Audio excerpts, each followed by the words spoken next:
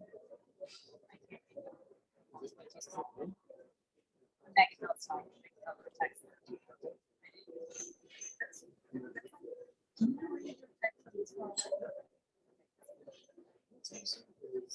you read that from here?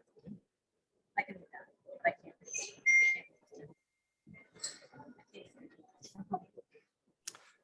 it. Okay, well, good morning and good evening to those of you joining us.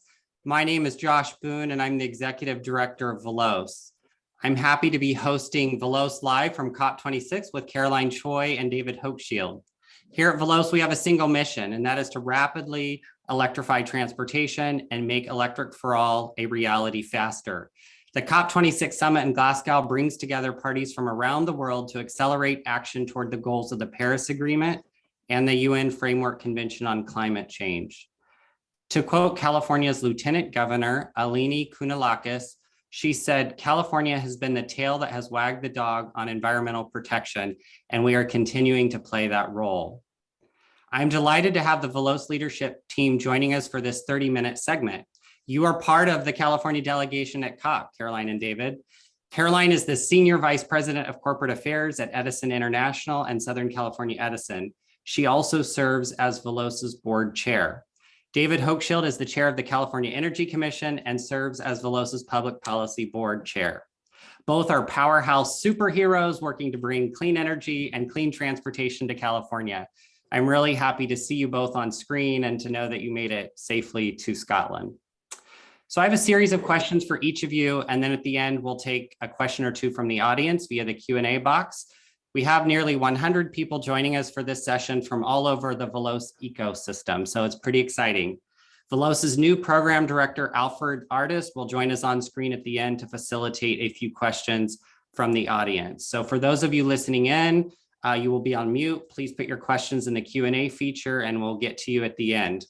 So I understand that Tuesday was about cutting global methane emissions. Wednesday was Finance Day. There was a big $130 trillion commitment. And today is Energy Day. So let's just jump right in and hear what you guys are seeing, what you're doing, what decisions are being made at COP26. So let's start with you, Caroline. Yeah, well, you know, Josh, I feel like maybe this COP started with a lot of hope, but maybe not high expectations because Madrid, we couldn't reach agreement, you know, on the trading mechanism. That still will be a sticking point, I think, as we go into negotiations. But what I do see here is a lot of energy and enthusiasm around solving the climate crisis, really truly addressing it. No more talking, no more commitments, but really plans and actions that nation states are going to be taking. And also you're seeing it at the subnational level as well. States, cities making commitments. The C40 mayors held a huge event earlier this week. So I see that, and it gives me a lot of hope around really addressing this and getting back on track to achieve the commitments made in Paris in 2015. That's great. David, where are you, first of all? Give us some context for where you are in Glasgow. So we are in this giant pavilion by a beautiful river. I think it's the River Clyde. The River Clyde. And Glasgow is sort of the working class sister city to Edinburgh, which is about 45 minutes away. I think there's maybe 5,000 or 6,000 delegates here from all over. And I have to say, you know, I think we tend to focus on, you know, the frustrations and challenges, but, you know, I have to say the timing is really good on some bigger levels to be here, in the sense that, for one thing, we have a new president of the United States who's all in on climate. I met yesterday with President Biden's energy secretary, Jennifer Granholm, you know, and she brought a big team with her. You know, they are actively engaging with partners all over the world, and we had a great discussion about where we can work together.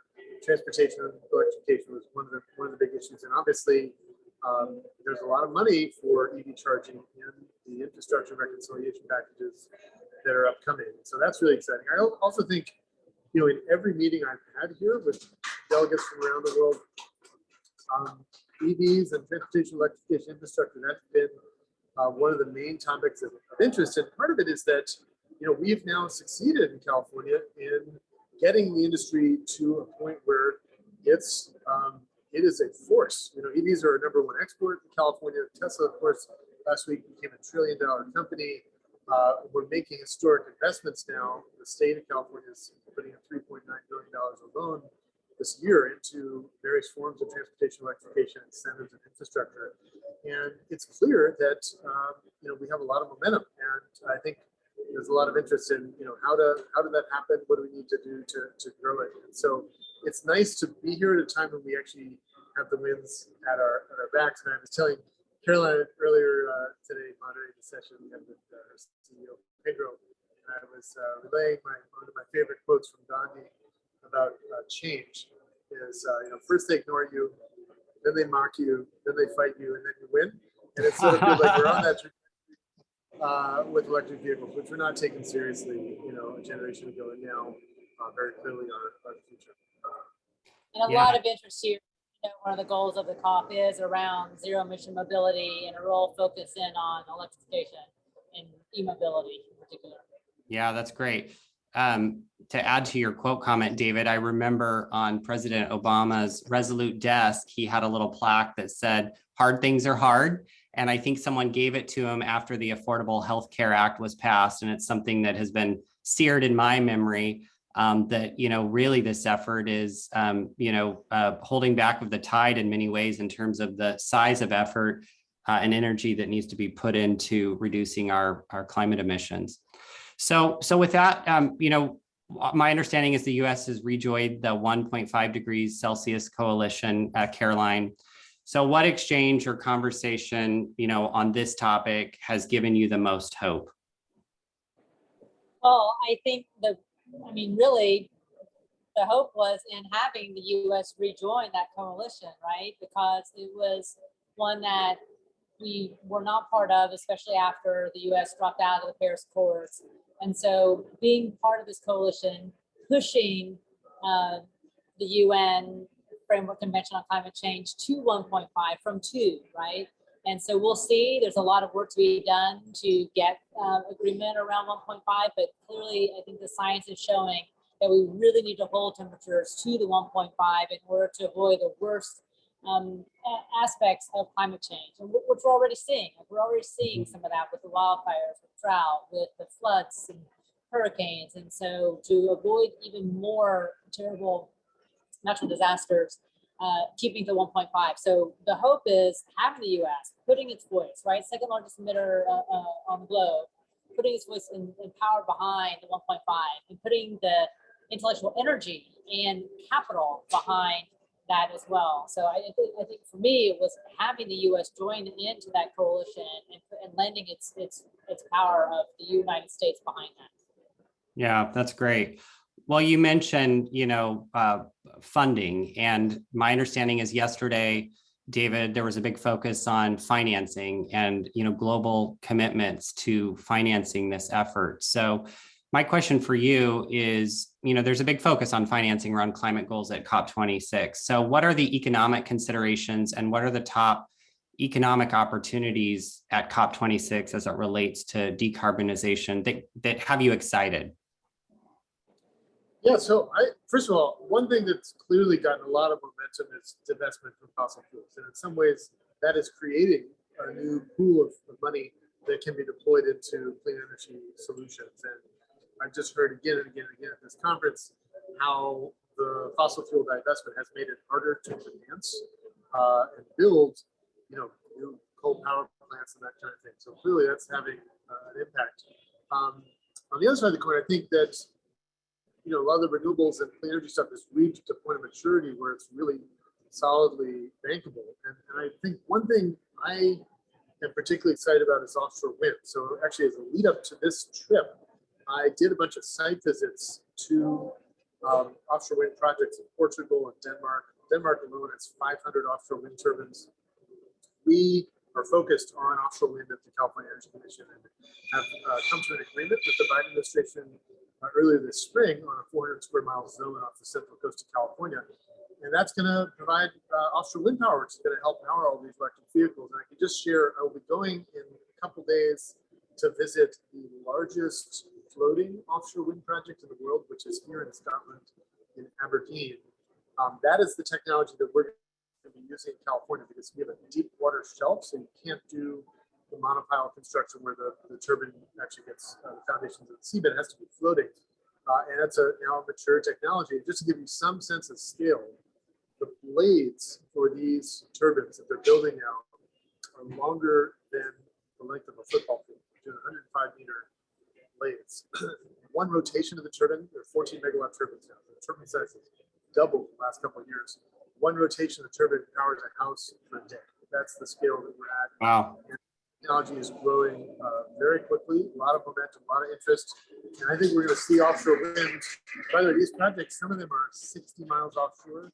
They're not visible. And I'm really optimistic about this because I think it's a very low impact, very scalable technology. And one of the things that we're learning as we dig into electrification of everything, including transportation, but also the building sector now with our new energy code that's driving the construction that way, is electric demand is going to increase. We're projecting a tripling of electric demand in California by 2045.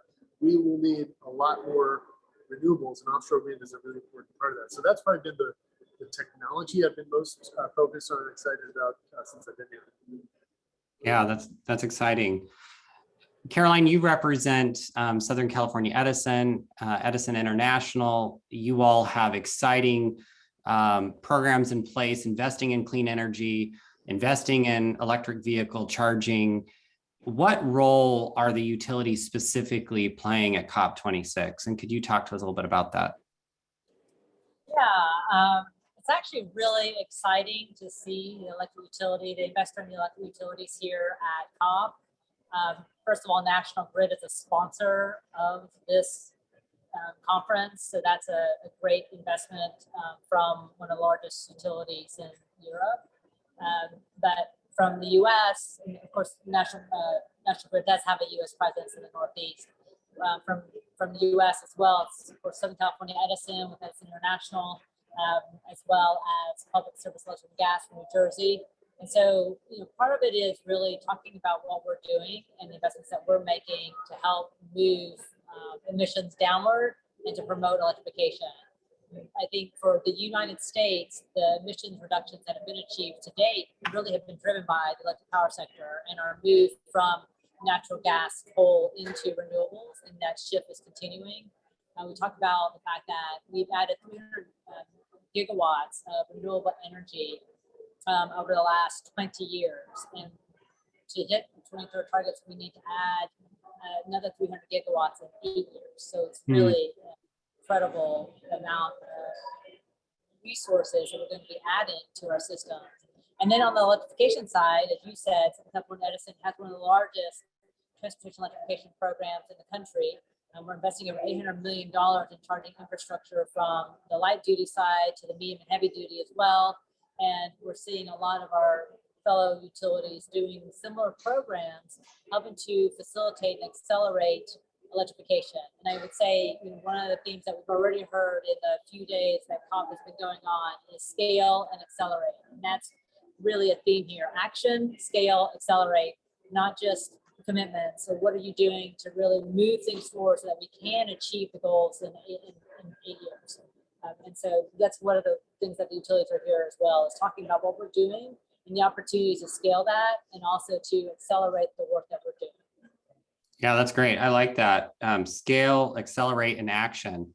I think there was a lot of interest leading up to this COP, as you noted, to ensure that real action comes out of the commitments that are being made so that we can actually make progress towards these goals. So to that end, David, as the chair of the California Energy Commission, you guys are working every day to meet these goals at COP, but give us some practical examples in terms of what the Energy Commission is focused on and as it relates to both energy and transportation specifically against the goals at COP. Yeah, so one of the things we're really focused on right now, we got $1.1 billion in this year's budget for transportation electrification. Most of that money we're going to put in the EV charging infrastructure around the state, trying to get that out as quickly as possible. But there's another dimension of this that I'm really excited about, which is there's a $250 million chunk of money there for EV manufacturing. What we're going to do with that is basically break it up into 3 buckets. So one portion will focus on EV manufacturing, covering the making of vehicles and incentives from that. Another will focus on EV batteries, and another on EV charging infrastructure. We want to see as many of these companies locate and expand in California as we possibly can. And this is part of the larger vision that we're calling Lithium Valley, which is really, if you think about lithium, it's sort of the oil of the clean energy future. And we have actually a very significant lithium reserve right here in California. In Scotland now, but over in California. And it's under the Salton Sea. It is in this superheated geothermal brine, which is being used for producing geothermal electricity today.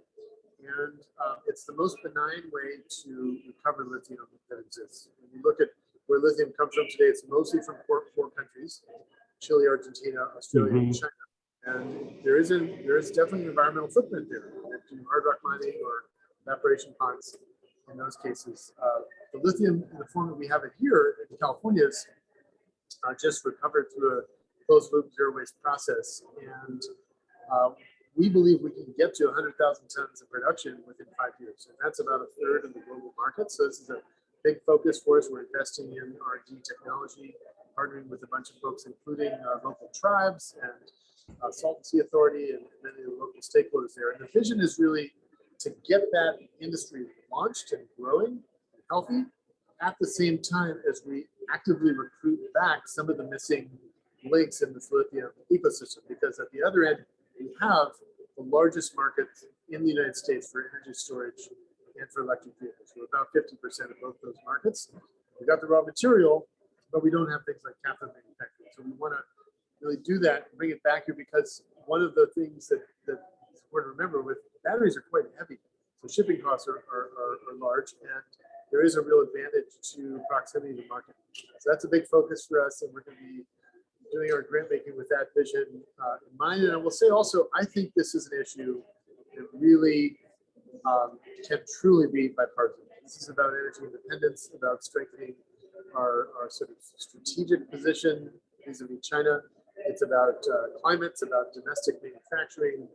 There's really a lot to like here, and we've had some great bipartisan discussions. I was at an event last night with former Senator Mary Landrieu, a bunch of Republicans who are engaging on climate, and this is precisely the kind of issue that I really think should be a bipartisan issue. So we're going to be focusing a lot of resources on the Lithium Valley vision in the months and years to come.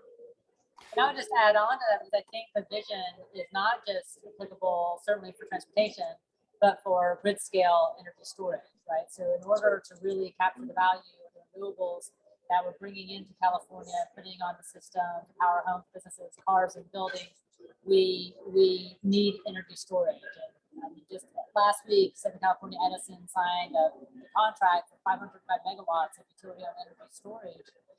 Which is to us to approve that, but that's to come online by August of 2022. And those are Chinese-made batteries that are coming in to fit that need. So to the extent that what David just talked about, we can grow that industry in California to serve California and the West, I think it would just be fantastic. It's super opportunities, not just on vehicles, but on the larger energy storage for buildings and for the grid.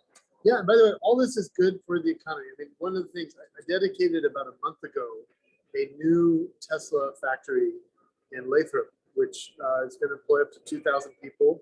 We're building these, they're called mega packs. They're large scale batteries for commercial and utility scale applications.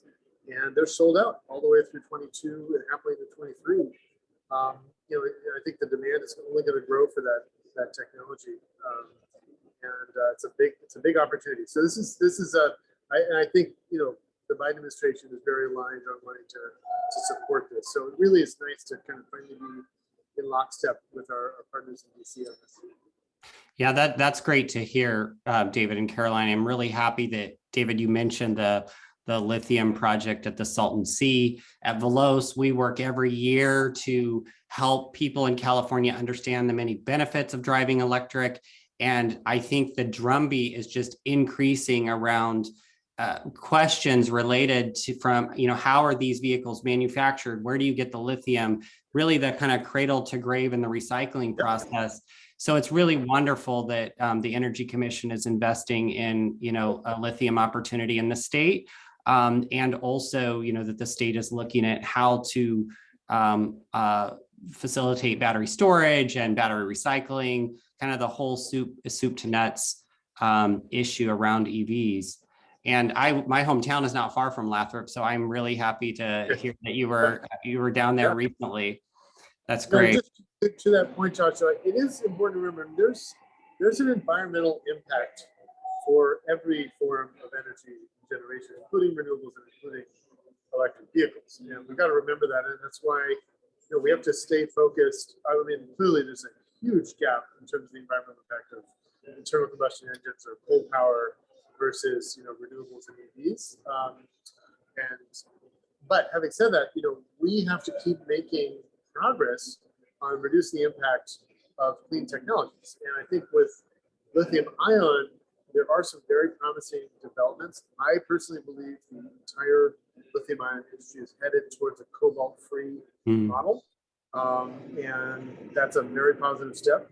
I think we're going to see increased energy density and increased life cycle of the batteries, which is also good, just from reducing waste and the gradual maturation of the recycling and reuse market. I would say it's really reuse before recycling. So just as an example, you guys have other exciting models. One of the efforts that we funded at the Energy Commission is a project which is taking used electric vehicle batteries and before they're recycled, repackaging them into a shipping container, which gets sited at a building to be backup energy storage. And so while after a decade or 8 years or so driving, the battery may be down to, let's say, 70% of its nameplate rating, it still has a lot of useful life in it. It can be repurposed, have a very second life as a backup energy storage technology. And I think that's the kind of thing we really got to scale up. Yeah, that's great. Well, we're running out of time here. We've got about 7 minutes left. So I want to invite anyone that's listening in, if you have a burning question, drop it in the Q&A and we'll try to pick up a question or two at the end. Let's move back to you, Caroline. So, on the topic of electric vehicles, and I realize that Transportation Day at COP is on November 10th. What do you think needs to be done quickly to deploy EVs at the scale that we're talking about? And how do we ensure that we're deploying solutions that are driver friendly? Yeah, there are a lot of things that we need to do to advance. Fair enough. Yeah, I love the stats that Veloz just put out for the third quarter. It was incredible what California has in the third quarter, but we're still not even yet at 1 million vehicles, right? And the paper that we put out in 2019 talked about the need for 7.9 million vehicles by 2030 and 26 million passenger vehicles by 2045. So it's just, we see a real need to accelerate up that adoption curve. More models is definitely going to help, right? Having Ford come out with an F-150 electric truck, it's going to appeal to a lot of folks. Things like that. So one is models, two is infrastructure. So programs like our Charge Ready, to have charging infrastructure put out there. The amazing budget that got passed in California this year is going to be really putting investments in infrastructure and putting in places where they're going to be accessible to so many. Half of our chargers are going into disadvantaged communities and income challenged communities to ensure that that is available. And then we got to match that with programs that help people get into those vehicles. So incentives as well. And so it's and then awareness, which is really a big part of what Veloz's mission is raising an awareness of the availability of these cars, of the affordability of these cars, of the accessibility of these cars, so that people think about electric when they go to get a vehicle, whether it's a new vehicle or a used vehicle. So that's great. So David, another area that folks are looking at is really, ideas and solutions around buildings and single family homes being potential solutions for decarbonizing not only buildings, but also transportation. What are you seeing and hearing at COP, if anything, on building decarbonization? Well, I would say there's areas where we're behind, I would say offshore wind, we're way behind Europe, and then areas where we're ahead. I think on building decarbonization, we're really leading the world. We just adopted in August the strictest building decarbonization code, energy code in the United States, and I think maybe globally at this point, and also the strongest pro-electrification code. It is really driving away from natural gas toward electrification. In California today, roughly 2 or 3% only of new construction is all electric. So as a result of this code, we estimate we're going to get to about half of new construction, and then in the next code cycle, we do energy code every 3 years. We'll be doing a stronger code, and so that's going to drive a lot of momentum. But one of the things that happens when you do this is that you create what we call the market transformation effect, and we saw this with solar. We did a $3 billion 10-year solar incentive program to get to 1 million solar roofs, and it brought costs down. You got a lot of investment in, you got scale, you got competition. And now, rooftop solar does not need subsidies, and we're adding 400 rooftop solar energy systems a day in the state.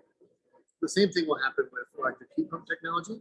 And new construction is really a great incubator for scaling up these technologies for heat pump water heaters and heat pump HVAC, induction cooktops, and so forth. In addition to that, we're pushing for a lot more incentive money to help drive electrification forward. This is not just a climate issue. It is a very significant climate issue. I believe on balance, natural gas is now equivalent to coal in terms of its climate impact, not from a particulate emissions perspective, but from a climate impact perspective, because there's so many fugitive emissions at the wellhead and the drilling process and throughout the gas system. In addition to that, though, and most important, I think, for low-income households, it's a health issue. And we know from the research that's been done, you can have NOx emissions inside low-income households that are 7 times worse than welfare homes. And that's a function of having very poor quality ventilation systems when people are cooking. Often they're quite loud, so people don't use them, or they're recessed and they're not that effective. And that's a health issue. We've got to address that. And I really think this is a program that we're implementing called the Build Program, which is an $80 million incentive program from the legislature that directed us to provide these incentives for low-income new construction to go all electric, and that's a big focus for us as well. That's great. Since we're nearly out of time, let me invite Veloz's new program director, Alfred Artis, to join us here on screen. We may have 1 or 2 questions from our audience. Alfred, if you could just pick one, and then we'll close out. Well, sure. It's a very exciting question indeed. One audience member asked, how many from California are attending COP26 in person? So from the administration, and we're not all here at once, it's staggered. The COP is over like 2 weeks or something. So from the administration, it's myself, Secretary Crowfoot from Natural Resources, Secretary Blumenfeld from Cali, PA, Lawrence Sanchez, is the governor's climate advisor, and Karen Ross, who's the governor's Secretary of Agriculture. And later this week, Leanne Randolph, Chair of the Resources Board, will be here. And then from the legislature, I think it's about 10 different state legislators, which is, just so you know, that's roughly proportionate. If California were a country, and a lot of people think of it as a country, that's basically the size delegation we're seeing from other countries. Yeah, and then, not from California State, but on the congressional side, Speaker Pelosi is leading the congressional delegation here at COP. So I don't know when she's arriving or if she's already here, but I think that's really exciting too, to have another California leader leading a different delegation, but still a very important one. That's great. Well, as we close out here, I want to ask you one final question that you can both answer quickly. What is the top decision? What are you hoping for at the highest level that comes out of COP? I think what happens at these conferences often is a mix of inspiration. People get inspired to try new things. Accountability, where you get held accountable for things you said you're going to do last time, and did you do them? Networking and relationship building, and there's always good things at many levels there. I think we're on the path right now in California in terms of directionally where the governor and the legislature are taking us. We just need to accelerate. I am optimistic about the upcoming budget. We had a very healthy budget last year that allowed us to make unprecedented new investments in things like transportation electrification. It's looking very rosy for this coming year's budget, and we need to put as much of that into climate solutions as we possibly can, into decarbonization, electrification, and I think the momentum is there. I think for the governor, this is the #1 issue. I mean, you can't be governor during the fires as severe as we've seen and think this is somehow not a priority. This is really front and center. I did want to address one question I saw in the chat just about the oil and gas transition. Yes, please. And I think there is a lot of hope there as well. And just on the offshore wind piece I was mentioning, that's an area, it's a great example of where all this expertise from the oil and gas sector, people who know how to do oil rigs and operate heavy equipment in tough marine conditions, those skill sets are desperately needed in offshore wind. And offshore wind is scaling up rapidly in the East Coast right now. There's multiple projects moving in New York, New Jersey, Massachusetts, and elsewhere. And as California scales, we're going to be doing that as well. And just having met with oil industry workers, they are personally excited about that. I've heard this from a number of them that I've been able to meet with. And I think that's one of the exciting parts of the transition is to provide these job opportunities that people are really excited to do. I just visited a project in Portugal that was built, an offshore wind project was built by a guy. He's been building coal power plants and he doesn't want to build coal power plants. He was so excited to build wind, and I could just see it in his face. And that's one of the things that really keeps me going. That's great. Caroline, what are your quick thoughts here as we wrap up? Well, I agree with everything David said, just in terms of the opportunities here at COP. For myself, and I would say for our industry, one of the things that we would love to see happen at this COP is a resolution around the carbon trading mechanism. I think it's really important from a global standpoint to see if we can reach agreement. It's been something that's been worked on for a number of years, and I would love to see it come to a resolution at this COP. We're 2 days in, 3 days in, so we have another 2 days here and then all next week. And of course, it's been extended in the past. I hope it doesn't have to be done. But I think that's one. And then the second really is around the actions. And it's really amazing to see the deforestation commitments, to stop deforestation, the commitment signed around methane capture to deal with the leakage that David was just talking about. So some really strong commitments to act on areas where there are opportunities to address GHGs, either to reduce them or to avoid them or to capture them. And I think it's a really exciting thing. So I hope to see more of that in the days ahead.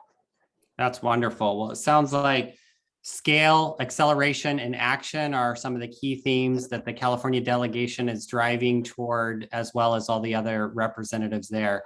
Thank you, David. Thank you, Caroline, for taking 30 minutes out of your busy COP meeting schedule. I hope you have a wonderful evening and keep doing great work. Thank you. Thank you. Thank you so much. Take care.